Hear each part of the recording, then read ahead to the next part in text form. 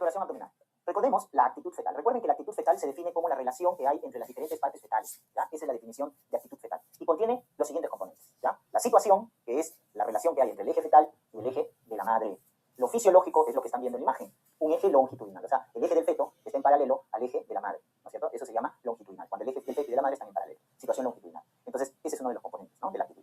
El otro que les han preguntado por ahí, presentación. La presentación es el polo fetal que está en la pelvis. ¿Qué polo fetal está en la pelvis? Lo normal, lo fisiológico, es lo que estás viendo en la imagen. La cabecita del feto está en la pelvis. Entonces es cefálico, ¿verdad? Cefálico. Porque si estuviera en la pelvis sería podálico. Pero acá estamos viendo lo normal, ¿no? Una situación que se define en función de la relación del eje del feto con la madre, lo fisiológico es longitudinal, la presentación es el polo fetal que está en la pelvis, lo fisiológico es cefálico, y el dorso.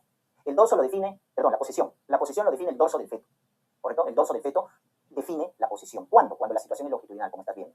Entonces, ¿para dónde está mirando la espaldita del bebito? El dorso. Está mirando hacia el lado izquierdo, hacia el flanco izquierdo de la madre. Por eso, entonces, la posición es izquierda. Si estuviera la espaldita mirando al flanco derecho de la madre, sería posición derecha, ¿correcto? Entonces, la posición, ojo, cuando la situación es longitudinal, lo determina el dorso, la espaldita del bebito, ¿correcto? Entonces, eso tienen que acordarse. Por lo tanto, recuérdense entonces, la actitud fetal es la relación de las partes fetales, pregunta de examen, relación de las diferentes partes fetales. ¿Y cuál es la actitud normal? Flexión, ¿no? Por eso cuando decimos posición fetal, todo flexionado, pues brazos, piernas, cadera, etcétera, todo tiene que estar flexionado. Esa es la actitud fisiológica. ¿Cuáles son los tres componentes de la actitud? La situación, la presentación y la posición. El famoso SPP, el SPP. Entonces tú tienes que acordarte qué dice cada uno. Situación en relación de los ejes, presentación es el polo fetal que está en la pelvis, posición, si la situación es longitudinal, lo determina el dorso. Y el SPP más frecuente es esta, lo que están viendo en la imagen, longitudinal, cefálico, izquierdo. Longitudinal, cefálico, izquierdo, es más del 90% del SPP de los embarazos, ¿no? Por eso a veces cuando ni examinabas a tu gestante ya le ponías en historia clínica LSI, ¿no? Porque era lo más frecuente, lo más típico, ¿ya? Pero siempre hay que evaluar, porque nos podemos encontrar con ciertas variaciones, ¿no? Por ejemplo, en la situación, la variación es lo normal y longitudinal, pero ¿cuál sería lo anormal? Que esté transverso.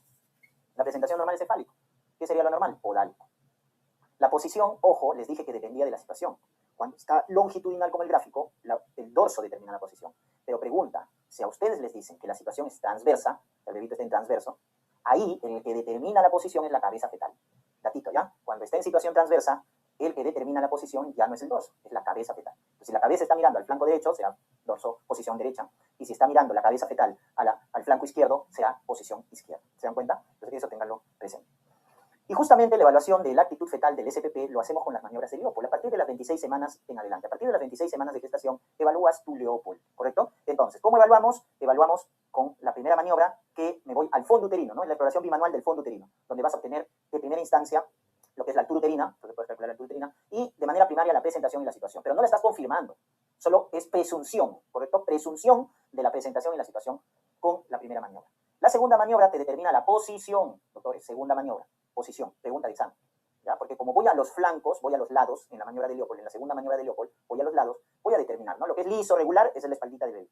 Y lo que es irregular son los miembros fetales. Entonces, con esto determino el dorso y veo dónde está el dorso, ¿no? Si está a la derecha o está a la izquierda. Entonces, con la segunda maniobra confirmo la posición del feto. Con la tercera maniobra ya confirmo la presentación. Con la tercera maniobra confirmo la presentación. Entonces miren cómo con la primera maniobra haces presunción de la presentación, pero con la tercera ya confirmas. Así que si te preguntan en tu examen, la presentación se determina, la presentación se confirma. ¿Con quién? Con la tercera maniobra. No vayas a marcar la primera. La primera solo es presunción. En cambio la tercera es la que te confirma la presentación. Y la cuarta es el encajamiento. La cuarta maniobra de Leopold te determina el encajamiento. Pregunta de examen.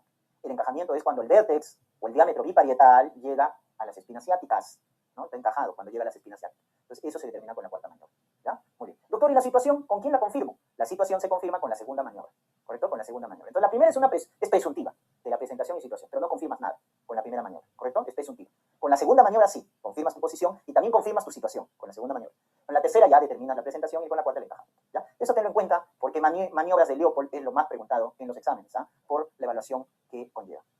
Tenemos la variedad de posición. La variedad de posición va a ser determinada según el punto de referencia, ¿correcto? ¿Cuál es el punto de referencia? Cefálico, es nuestro punto de referencia fisiológico cuando el feto cefálico está de vértex. Entonces mi punto de referencia va a ser llamado occipucio, ¿correcto? Entonces la presentación normal, hemos dicho que es cefálico, o de vértex también llamada.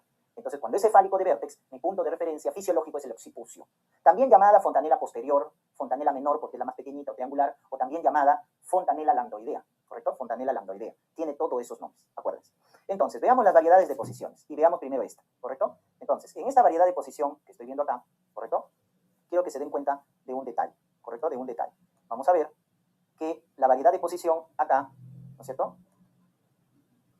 Es occipito ilíaco izquierdo anterior. ¿Por qué? Porque acuérdense, miren dónde está la parte triangular. Está mirando hacia dónde? Está mirando hacia la parte ilíaca izquierda. Recuerden, esta es la zona ilíaca izquierda. y esta es la zona derecha. Entonces, y esto es pubis, adelante, sacro, atrás. Pubis, adelante, sacro, atrás. Entonces acá, si está mirando hacia el lado izquierdo es occipito ilíaco izquierdo. Y como está mirando hacia adelante, ¿no? Hacia parte de pubis, por eso se llama occipito ilíaco izquierdo anterior.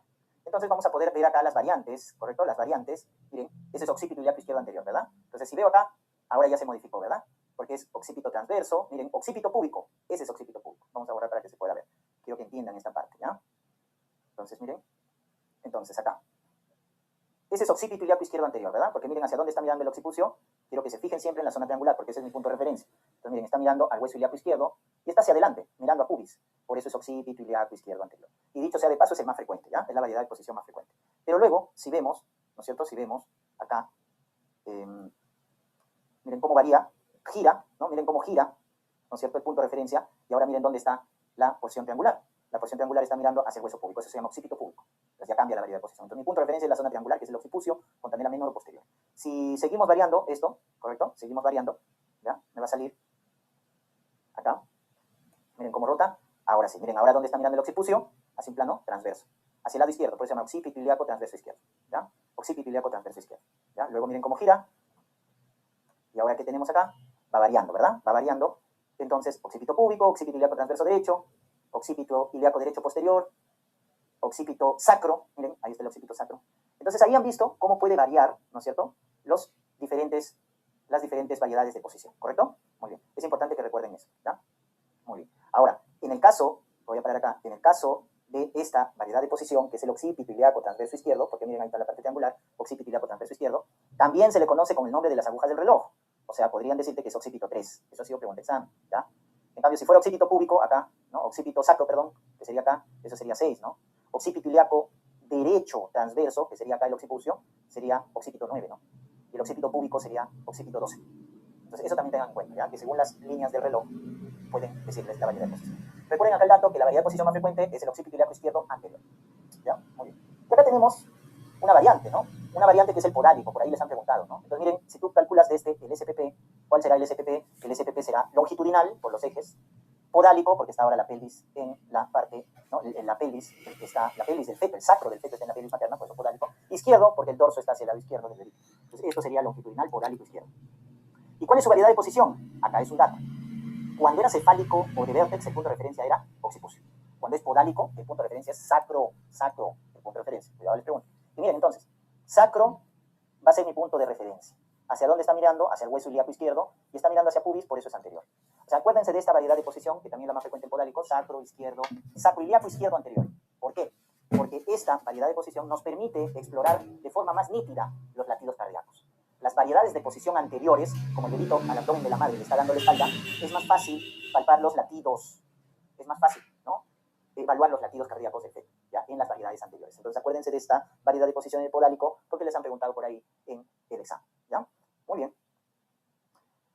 Vamos a lo que vienen a ser las alturas de presentación. Y acá tenemos lo que viene a ser la estación de Lie y los planos de Hodge. En la estación de Lie, recuerden, tenemos la estación -3, -2, -1 y la más importante, la estación 0 de Lie. ¿Por qué la más importante? Porque la estación 0 nos dice que la cabecita está encajada, porque ha llegado a las espinas ciáticas. Acuérdate, la estación 0 de Lie es las espinas ciáticas, ¿ya? Del plano medio de la pelvis. Luego ya, cuando sobrepasa el plano medio es +1, +2, +3, ¿no? Ya en el expulsivo.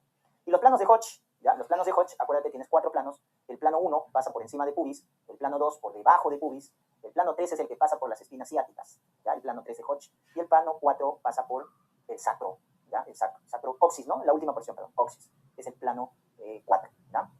Entonces, podemos decir que se denomina encajamiento a esto, estación 0 de Lie, tercer plano de Hodge, ¿correcto? Estación 0 de Lie, tercer plano de Hodge, se define el encajamiento en lo que viene a ser el cálculo de la altura de presentación. Lo más utilizado son las estaciones de Lie, acuérdate, estación 0 de Lie, pero por ahí que te puedan preguntar, ¿no? Plano de Hodge, bueno, tercer plano. Entonces, en esas dos alturas de presentación, estación 0 de Lie o tercer plano de Hodge, es cuando la cabecita ha llegado, el vértex, o también te pueden decir el diámetro biparietal, ha llegado a las espinas ciáticas. Y es así como se define el encajamiento, cuando el vértex o diámetro biparietal ha llegado al plano medio, ha llegado a las espinas ciáticas. Eso se define como encajamiento. Que ya hemos comentado, se evalúa con la cuarta maniobra de Yopo, ¿verdad? Ya está. Porque -1 es cabeza fija, -2 cabeza baja, -3 ya es cabeza flotante, ¿no? Cabeza flotante, ¿ya? Pero la que te debes acordar es esta, la estación 0 de Lie, tercer plano de Hodge, porque es la que nos define el encajamiento.